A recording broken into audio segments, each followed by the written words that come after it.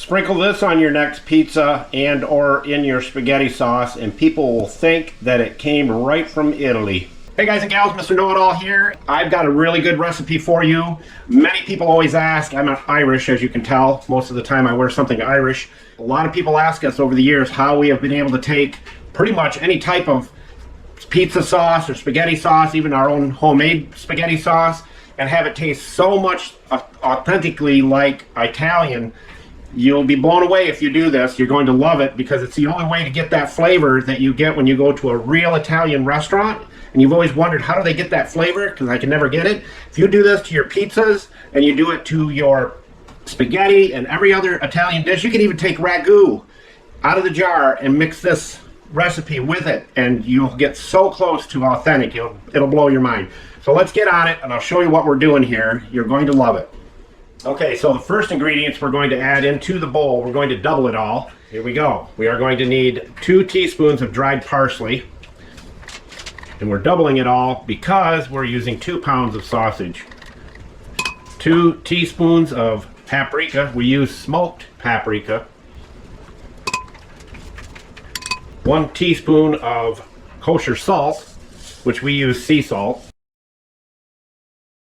And I tell you folks, how can an Irishman make such authentic Italian sauce and pizzas? It's because of this recipe right here. All right, the next thing we need is 1 teaspoon of dried oregano. The next is we need 1 teaspoon of fennel seeds. Now we like to add another half teaspoon of fennel seeds because they are really part of the key ingredients. We need 1 teaspoon of garlic powder. You can use fresh garlic if you want, and we like to add another half teaspoon of the garlic powder or more. We need 1/2 teaspoon of dried rosemary. Looks good, huh? That looks beautiful. We ground that up ourselves. 1/2 teaspoon of black pepper. And we need 1/2 teaspoon of dried thyme. Now, you can add red pepper flakes if you're not using the sausage that we're using here. We're using the hot, this is already hot, so you can skip on the red pepper flakes. So let's get to the process of putting it all together. Jimmy Dean sausage, we like the hot stuff. You can use turkey if you want. If you don't have the nerve for pork, we like to use the pork. You can even do this to hamburger if you want. It works fairly well, but this is the best that we found to use.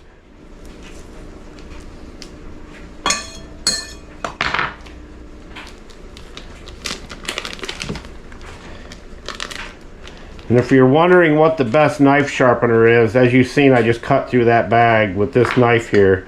It's like a razor. You can share the link. Consuelo says you can share the link. Julio, tell everybody where all the tools are located and where the links are located. Buscar en el show más de la descripción del video para todas las herramientas. Thank you, Julio, Cesar, Chavez, Rodriguez, Jorge, Johnson, Thompson. This is what I'm talking about.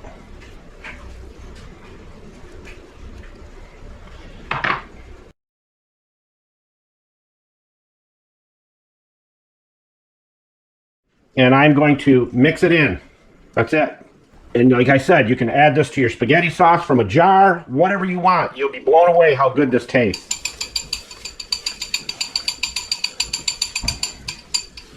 It smells so good. It's like making a meatloaf, only 10 times better. And then we'll need a frying pan. And if you have a melon baller and you want to make baby meatballs out of this, you can do that. But we're just going to fry it up into larger crumbles. That way we can sprinkle it on our pizzas, put it in our spaghetti sauce.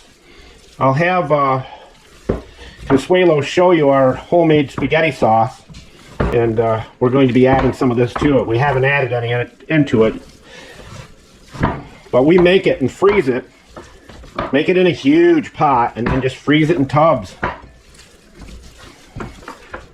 Take a look at this stuff. And this is from 2024. That is awesome. Look at that gorgeous sauce. We're going to be adding this sausage to it. And you add it in all raw. Just kidding. I'm just messing with you. But I really mix it up good, and I can't tell you how good this smells. Then I'll have Consuelo bring the frying pan over here, and we'll plop this goodness right into it.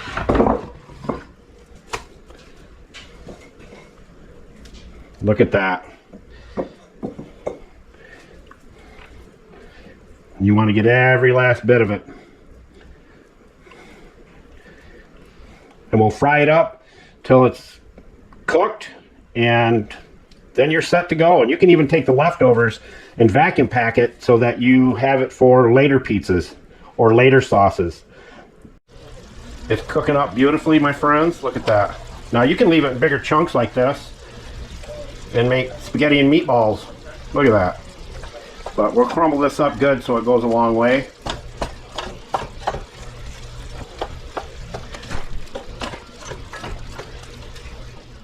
Alright, so I chopped it up using one of these little riggins, and they are handy. So I got it in smaller crumbles, and we just mix it up.